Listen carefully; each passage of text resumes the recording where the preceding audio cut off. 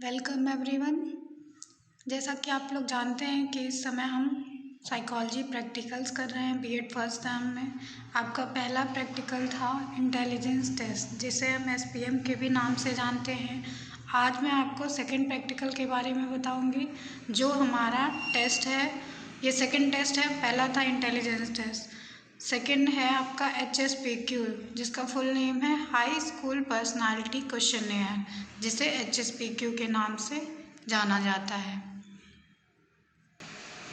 So here it is, this is second test which is high school personality questionnaire.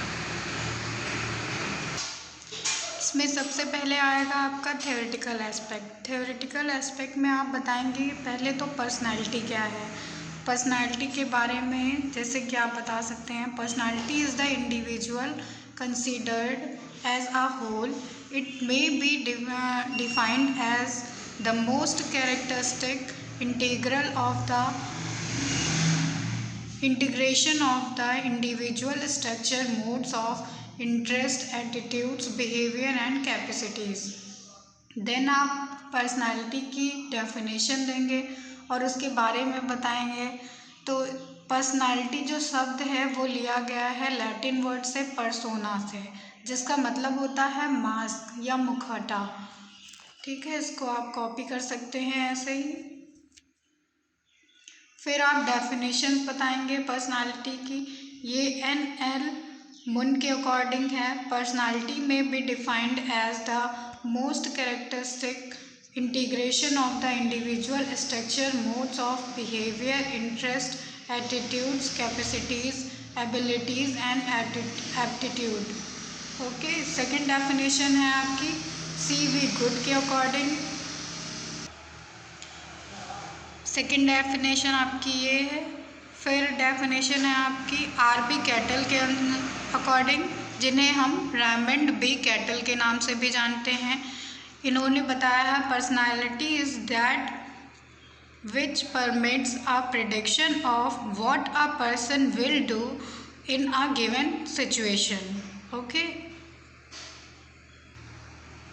So you can copy this now. Characteristics of personality. Personality के characteristics के बारे में बात करते हैं। तो first characteristics है personality develops from birth to death. Personality हमारी डेवलप करती है हमें जन्म से लेकर मृत्यु तक के लिए। फिर हमारी सेकेंड कैरेक्टरिस्टिक्स है इसमें, personality is a multi dimensional concept. Personality वह कॉन्सेप्ट है जो मल्टी डायमेंशनल है। यह कोई यूनिट डायमेंशनल नहीं है। ये एक कारक दो कारक पे डिपेंड नहीं करता है। ठीक है, इसमें थर्ड है आपका permanent traits and abilities of a person are the part of his personality. Third है। फोर्थ है आपका personality of a person is different and unique. सभी पर्सन की पर्सनालिटी डिफरेंट होती है और यूनिक होती है। डायमेंशंस ऑफ पर्सनालिटी की बात करते हैं। डायमेंशंस में आप एनर्जी है, डेप्थ है, कॉन्शियसनेस है, वैल्यूज़ हैं, डायरेक्शन है, स्ट्रेंथ है, ये सब दिखा सकते हैं ऐसे। देन बात करते हैं टाइप्स ऑफ पर्सनालिटी की। टाइप्स ऑफ पर्सनालिटी में पहला क्लासिफिकेशन है classification on the basis of physical constitution. ये दिया था क्रेचमर ने। इसमें टाइप बताए गए हैं पर्सनालिटी के। फर्स्ट उन्होंने बताया है एस्थेटिक।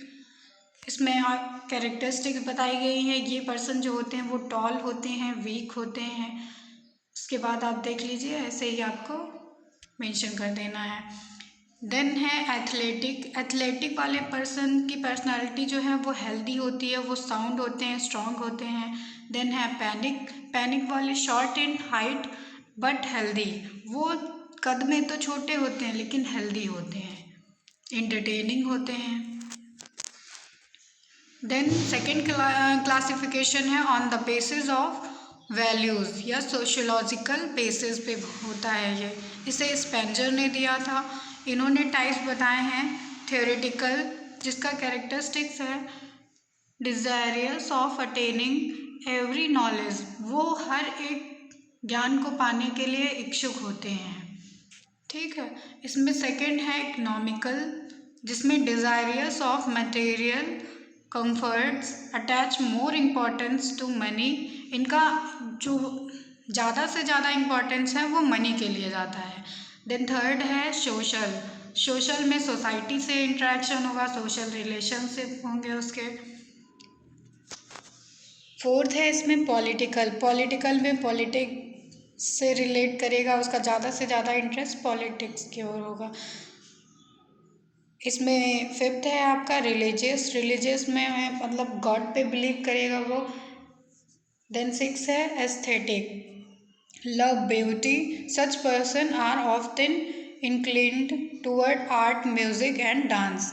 इन पर्सन्स का जो इंटरेस्ट होता है वो आर्ट, म्यूजिक और डांस की तरफ ज़्यादा होता है।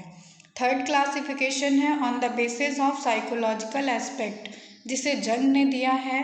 इन्होंने 3 क्लासेस में इसे क्लासिफाइड किया है। पहला है इंट्रोवर्ट, इसकी कैरेक्टरिस्टिक्स है वह पर्सन जो सेल्फ सेंटर्ड होते हैं, सेल्फ थिंकर होते हैं, वे इंट्रोवर्ट होते हैं।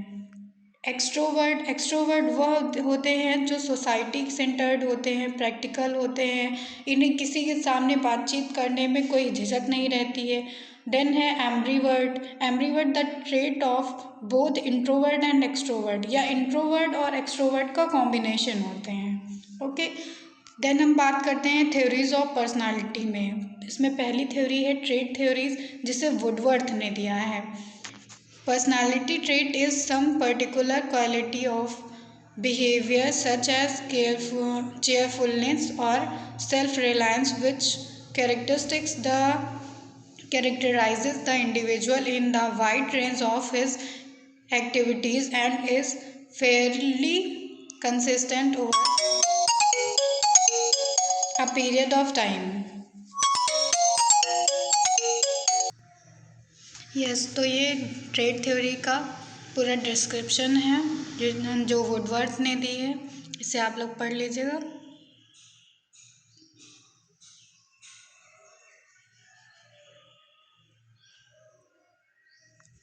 इन्होंने मेनली ये बताया है कि ट्रेड्स जो होते हैं वो डिफरेंट होते हैं डिफरेंट पर्सन्स में, और उनकी क्वालिटीज़ भी डिफरेंट डिफरेंट होती हैं, और वह कितने मात्रा में है ये भी अलग होगा हर एक व्यक्ति में। जबकि अल्पोर्ट और कैटल जो हैं have considered these traits as the basis of the personality, उन्होंने एज द बेसिस यूज़ किया है इन ट्रेड्स को जो वुडवर्थ ने बताए हैं। सेकेंड थ्योरी है अल्पोर्ट की ट्रेड थ्योरी, जिसमें उन्होंने 2 ट्रेड्स बताए हैं अल्पोर्ट ने।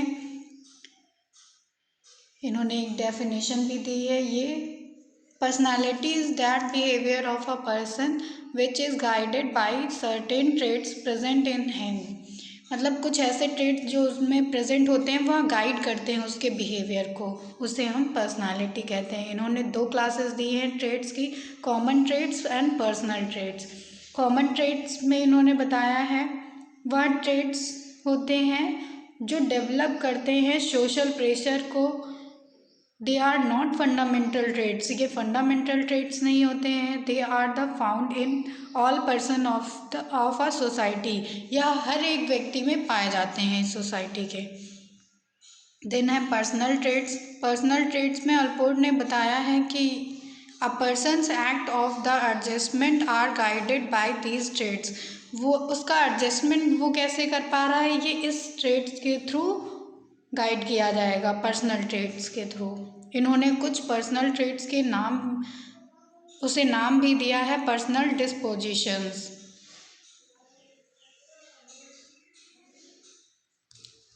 देन उन्होंने फर्दर क्लासिफाई किया है डिस्पोजिशंस को, cardinal disposition, central disposition and secondary disposition. Cardinal में इन्होंने बताया है these can be easily seen in the persons behaviour, या इजीली सीन किए जा सकते हैं किसी भी पर्सन में, नॉन वैलेंस होते हैं ये। सेंट्रल डिस्पोजिशन में इन्होंने बताया है these are the disposition which are within a person and influence his personality and the real identity of his personality in is presented. ये social ability होते हैं. Secondary disposition में देखते हैं हम, ये इन्होंने बताया है these disposition are of less important to a person and which are less consistent. Example है इसमें हेयर स्टाइल. देन आते हैं थर्ड थ्योरी पे जो कैटल्स ने दिया है. कैटल्स ट्रेड थ्योरी है ये. According to Raymond B Cattell, personality is made up of traits. Personality जो है वो ट्रेड्स के थ्रू बनाई जाती है, बनती है. Traits are inferred mental structure that account for the consistency of the behaviour.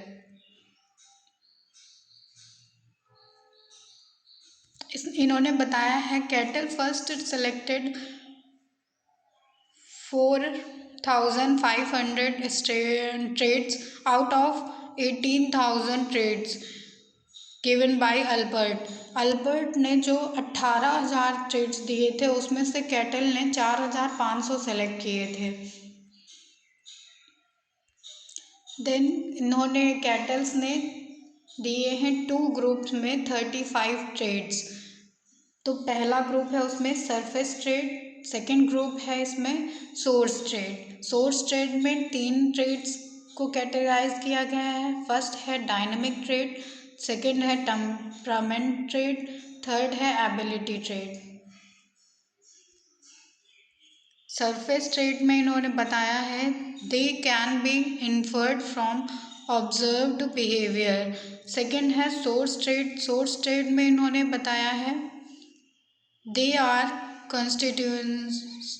constitutional, which means residing within a person, or they may be derived from the experience or are in the environmental mode. फिर इन्होंने इसको categorise किया है dynamic trades में, temperament trade में, ability trade में.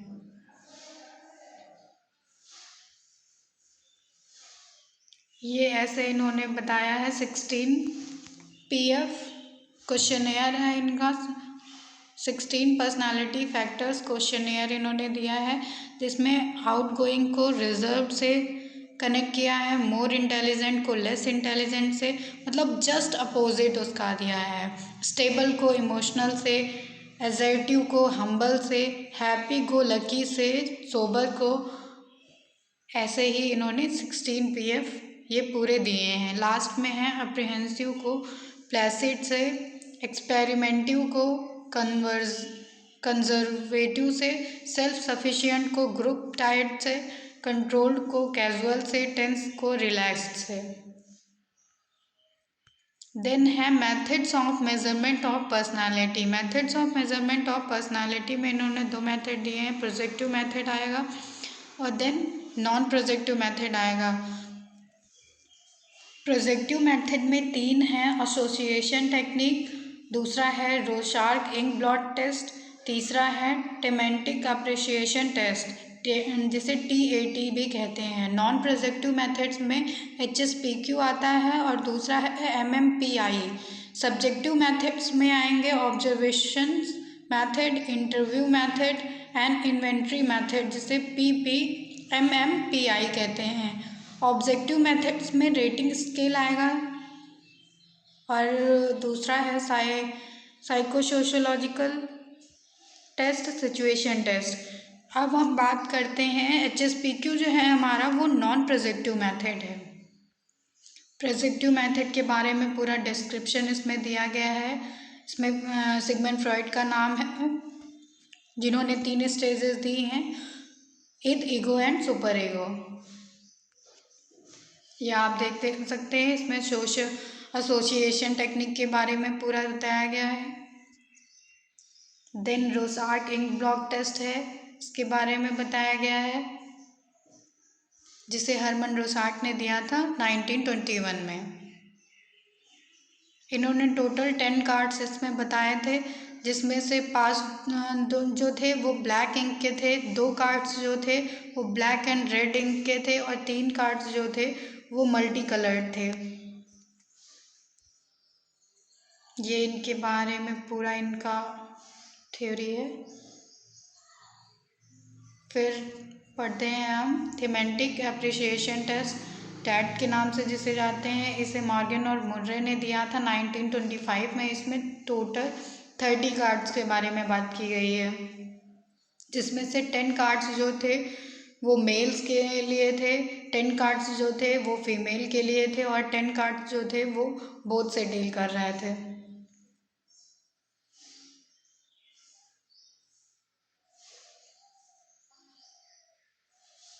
ये पूरा डिस्क्रिप्शन है उनके बारे में। अब हम बात करते हैं non projective methods of measurement of personality. Non projective में पहला है सब्जेक्टिव, जिसमें MMPI आएगा। ऑब्जेक्टिव में रेटिंग स्केल आएगा। ये MMPI जो है वो मोनिसोटा मल्टीफेजिक पर्सनालिटी इन्वेंट्री है। इसके बारे में ये पूरी डिस्क्रिप्शन दी हुई है।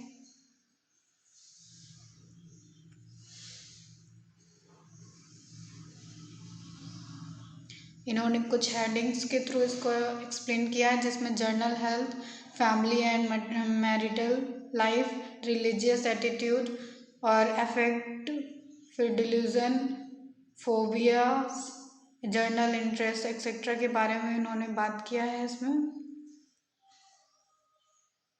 ये उसका पूरा डिस्क्रिप्शन है।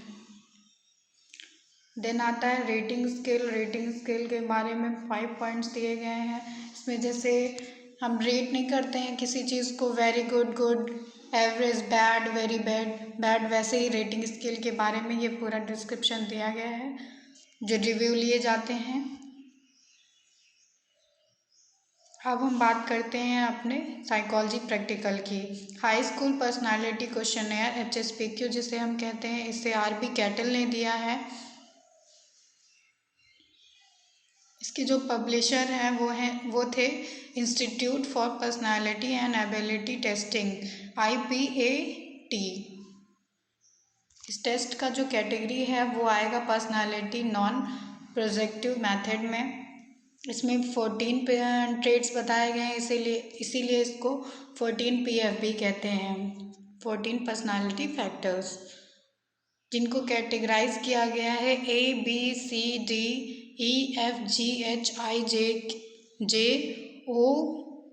Q2, Q3 and Q4। ये देखिए, ये पूरी स्केल है इसके बारे में।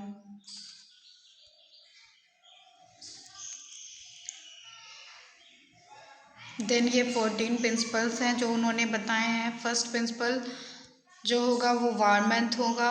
सेकंड प्रिंसिपल जो है इंटेलिजेंस है। थर्ड है आपका इमोशनल स्टेबिलिटी। फोर्थ है एग्जिबिलिटी। फिफ्थ है डोमिनेंस। सिक्स है चेयरफुलनेस। सेवेंथ है कन्फर्मिटी। एट्थ है बोल्डनेस। 9 है सेंसिटिविटी। 10th है विड्रॉल। 11th है अप्रीहेंशन। 12th है सेल्फ सफिशिएंसी। 13 है सेल्फ डिसिप्लिन। 14 है टेंशन। ये इनके बारे में पूरा बताया गया है डिस्क्रिप्शन में। उन्होंने 142 मल्टीपल चॉइस क्वेश्चंस दिए हैं इसमें, इस टेस्ट में, HSPQ में। और फिर बताया है test scores are intended for use to predicting creativity as well as leadership potential. इनका जो टेस्ट है वो मेनली किसी बच्चे में कितनी क्रिएटिविटी है और उसका लीडरशिप पोटेंशियल क्या है ये डिटरमाइन करेगा।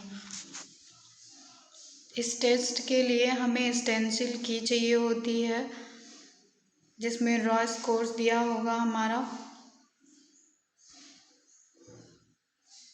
और इसमें उसकी पर्सनालिटी को स्टेन स्कोर और रॉ स्कोर के थ्रू और टेस्ट मैनुअल के थ्रू हम डिटरमाइन करते हैं। फिर उसे फर्दर क्लासिफाई करते हैं low, average and high personality के में। अब हम बात करते हैं इसके प्रैक्टिकल एस्पेक्ट की। प्रैक्टिकल एस्पेक्ट लिखने में हम सबसे पहले लिखेंगे name of the test. Name of the test में high school personality questionnaire HSPQ by Raymond B Cattell. इसमें ऑब्जेक्टिव्स लिखेंगे। ऑब्जेक्टिव्स इसके होते हैं 14 पर्सनालिटी फैक्टर्स डिटरमाइन करने का, मेज़र करने का, और लीडरशिप पोटेंशियल और क्रिएटिविटी को मेज़र करता है ये टेस्ट। फिर आप इसमें सब्जेक्ट की डिटेल्स लिख देंगे, टेस्टर की डिटेल्स लिख देंगे, देन आप डिटेल्स ऑफ टेस्ट लिख देंगे, कब इसको कंडक्शन किया गया है। मटेरियल रिक्वायर्ड में आप लिखेंगे HSPQ, आपका कौन सा फॉर्म था वो लिखेंगे इसमें। देन आप बताएंगे कि रिस्पॉन्स सीट रिक्वायर्ड होती है, स्टेंसिल की रिक्वायर्ड होती है, टेस्ट प्रोफाइल ग्राफ इसमें रिक्वायर्ड होता है, फिर मैनुअल होता है। इसमें आप प्रीलिमिनरी प्रिपरेशन बताएंगे कि आपने कंडक्शन से पहले क्या क्या प्रिपरेशन की थी, सब्जेक्ट का सब्जेक्ट को मेंटली प्रिपेयर किया था, और एक ऐसे रूम में बिठाया था उसे जहाँ पे कोई शोर शराबा नहीं था, प्रॉपर लाइटिंग थी, एटमॉस्फेयर वहाँ पे काम था, क्वाइट था। ठीक है। फिर उसके बाद इसमें बताया जाएगा प्रिकॉशंस आपने क्या क्या ली थी, तो वो आप बता दीजिएगा कि 30 to 40 मिनट्स के अंदर ही उसे ये करना था, उसे कोई भी क्वेश्चन छोड़ना नहीं था। आपके सब्जेक्ट को ये सारी प्रिकॉशंस आप उससे बताए होंगे, तो वही आपको इसमें लिखना है। देन आप बताएंगे इंस्ट्रक्शंस, इसमें जर्नल इंस्ट्रक्शन आएंगी, तो जर्नल इंस्ट्रक्शंस में आप बता देंगे उसको क्या क्या आपने बताया, कि यह एक साइकोलॉजी टेस्ट है जिससे आपके सब्जेक्ट का या आपकी स्कूल एक्टिविटीज़ पे कोई भी इफ़ेक्ट नहीं पड़ेगा, इससे आपके रिज़ल्ट पे कोई इफ़ेक्ट नहीं आएगा। फिर आप बताएंगे स्पेसिफिक इंस्ट्रक्शन जो आपकी बुकलेट पे लिखे होंगे, क्वेश्चनेयर पे लिखे होंगे, कि इसमें कितने पार्ट्स हैं, आपको कैसे करना है, ये सारे स्पेशल इंस्ट्रक्शंस आप उससे पढ़ने को कहेंगे सब्जेक्ट को। देन वो मार्क करे इसको, तो आप इसके बारे में पूरा लिख देंगे। ये सारी इंस्ट्रक्शंस क्वेश्चनेयर पे लिखी होंगी। देन आप बताएंगे कि एक्चुअल प्रोसेस आपका क्या रहा। First of all the subject was made to sit in the psychology lab properly. A good rapport was established with the subject and aim of test was explained. Instruction related to the test are given properly. ये आप actual process बताएंगे कि कैसे कैसे step by step आपने इसका conduction किया, फिर आपको रिस्पॉन्स शीट मिलने तक। देन आप बता देंगे after that the response sheet and the questionnaire was given to the subject, later it was assured that the subject mark all the question, जब सब्जेक्ट सारे आंसर्स दे लेगा, then the completion of the test questionnaire and the response sheet is collected from the subject, आप उससे ले लेंगे। फिर with the help of stencil की raw score are obtained, then by using conversion table का use करके आप raw score निकालेंगे और उन्हें स्टेन स्कोर में कन्वर्ट करेंगे। ठीक है। देन आप बताएंगे कि with the help of obtain sten score test profile graph is drawn and the 14 personality factors PF of the subject are determined. अब आपको 14 पर्सनालिटी फैक्टर्स अपने सब्जेक्ट के मिल गए होंगे इसमें। On the basis of raw scores and sten scores can observation table is formed which determines the low, average and high trait score and also the 14 personality factors of the subject। इसमें आपको पता चल जाएगा कि आपका जो subject है उसकी पर्सनालिटी ट्रेट्स क्या हैं, वो लो है, एवरेज है या हाई ट्रेट्स हैं, और उसके 14 पर्सनालिटी फैक्टर्स क्या हैं, ये आपको इसमें पता चल जाएंगे। So this is the process of high school personality questionnaire HSPQ test जो आपने कंप्लीट कर लिया है। ये आपकी आंसर सीट होती है जिसे आपके सब्जेक्ट ने मार्क की होगी, इसको आपको ऐसे लगाना होता है। ये है आपकी सीट, इसमें आपको स्टेन स्कोर, रॉ स्कोर इधर लिखे होंगे आपने, ये साइड में। ठीक है।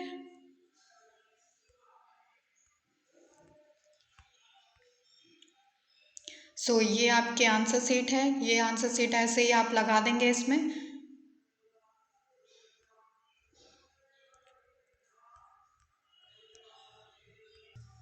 आंसर सीट लगाने के बाद ये देखिए ये यहाँ पे शो कर रहे हैं, जैसे कि ये रॉस कोर्स हैं और स्टेनस कोर्स हैं आपके सब्जेक्ट के। ऐसे ही आप भी दिखाएंगे इसमें।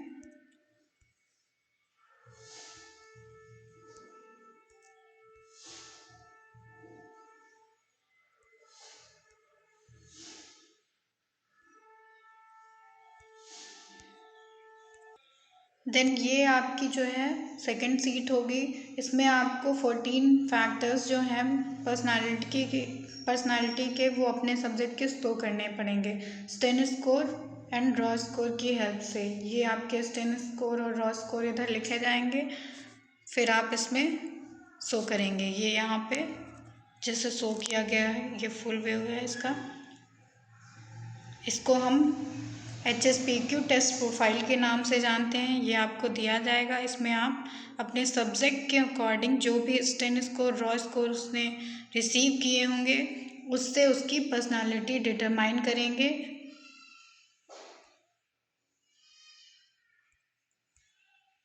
इसको शो करने के लिए आप पेंसिल के थ्रू जहाँ पे लो रिसीव होंगे वहाँ पे लो, एंड जहाँ पे स्टेन स्कोर होंगे वहाँ पे स्टेन स्कोर आप दिखा देंगे, शो कर देंगे। उसके बाद ये एक लाइन आपकी ऐसे बनती चली जाएगी जब आप इसको कनेक्ट करेंगे, और इसमें आप डिटरमाइन कर पाएंगे कि आपका जो सब्जेक्ट है वो कौन सी पर्सनालिटी का है। देन आपको ये प्रेजेंटेशन तैयार करनी पड़ेगी, ऑब्जर्वेशन टेबल इसे कहते हैं हम, जिसको आप HSPQ टेस्ट प्रोफाइल में आपके जो जो 14 फैक्टर्स हैं ABCDEFGH के थ्रू ऐसे ही जितने भी 14 तक हैं उनको आप स्टेन स्कोर रॉ स्कोर लिखेंगे, फिर लो score trade description, average score trade description, high score trade description.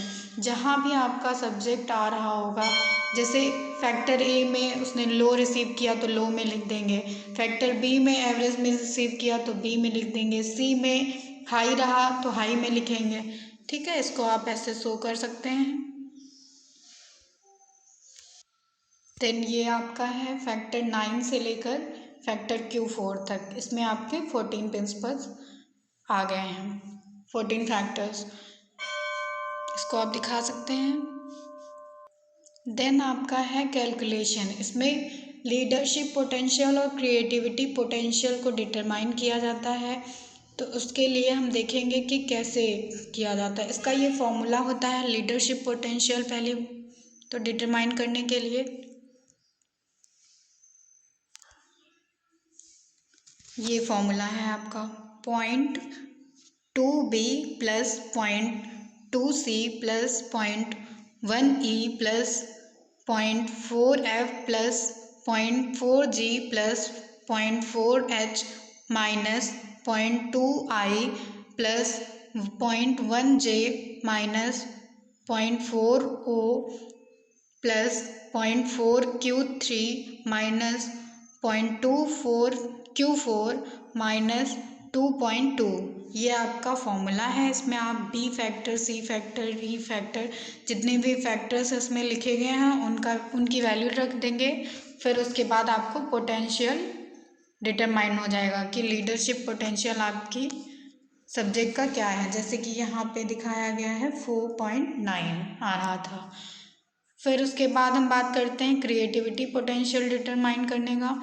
इसमें भी फॉर्मूला है आपका ये एज इट इज़ रहेगा, जो है -0.2A plus 0.4B plus 0.2C plus 0.2D plus 0.3E minus 0.4F minus 0.4G plus 0.2H plus 0.4I plus 0.1J minus 0.3O plus 0.1Q2 plus 0.1Q3 plus 1.7, जिसको आप फिर वैल्यूज़ रख के अपने फैक्टर्स की डिटरमाइन कर लेंगे अपने सब्जेक्ट का क्रिएटिविटी पोटेंशियल कितना है। जैसे कि यहाँ पे आ रहा है 8.3। और ये भी है इसमें कि आप जब भी डिटरमाइन करेंगे तो इसमें आपके जो सब्जेक्ट होगा उसका क्रिएटिविटी पोटेंशियल जो आएगा वो लीडरशिप पोटेंशियल से कम आएगा, ज़्यादा आएगा, ज़्यादा आएगा। जैसे कि इसमें आ रहा है 4.9 उसका लीडरशिप पोटेंशियल है और क्रिएटिविटी पोटेंशियल जो है वो 8.3 है, तो ये ज़्यादा है, ये ज़्यादा ही आएगा। कुछ केसेस में कम भी आ सकता है, इसकी कोई टेंशन नहीं है। फिर आप रिजल्ट बता देंगे इसमें कि उसका क्रिएटिविटी पोटेंशियल ज़्यादा है लीडरशिप की अपेक्षा में। फिर आप इंटरप्रिटेशन ऑफ रिजल्ट करेंगे इसमें, तो आप फैक्टर ए से लेकर फैक्टर Q4 तक पूरा आप इंटरप्रिटेशन करेंगे इसमें। जो भी फैक्टर्स आए हैं आपके लो, एवरेज और हाई डिस्क्रिप्शन के थ्रू, ये आप ऐसे पूरा एक्सप्लेन करेंगे।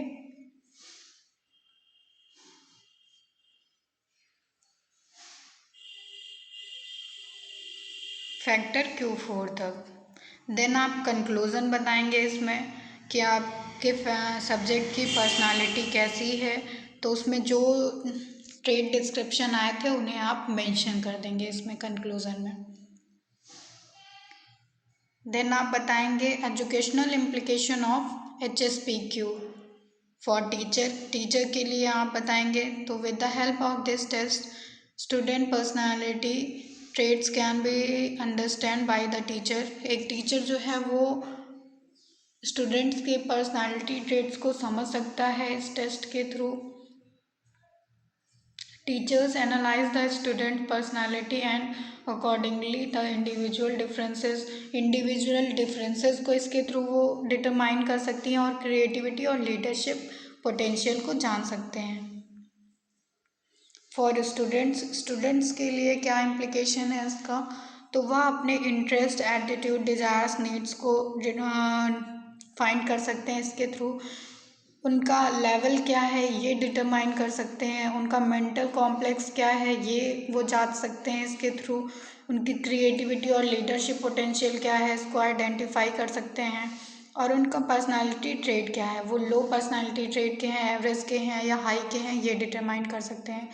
देन इसमें आप बताएंगे कि पेरेंट्स के लिए क्या इम्प्लीकेशन है। तो पेरेंट्स जो है वो अपने बच्चे का मेंटल कंडीशन जान सकता है, सोशल रिलेशंस उसके बच्चे के कैसे हैं ये जान सकते हैं, और क्रिएटिविटी और पोटेंशियल क्वालिटीज़ जान सकते हैं लीडरशिप के। देन आप इसमें रेफरेंस दे देंगे 4 से 5 राइटर्स का, जैसे कि इसमें दिया गया है राम सकल पांडे का, professor SS Mathur and professor Anju Mathur का।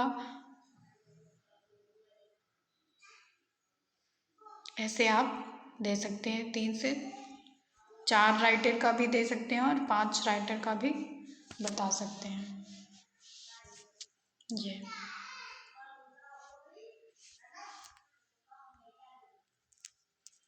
Okay, thank you.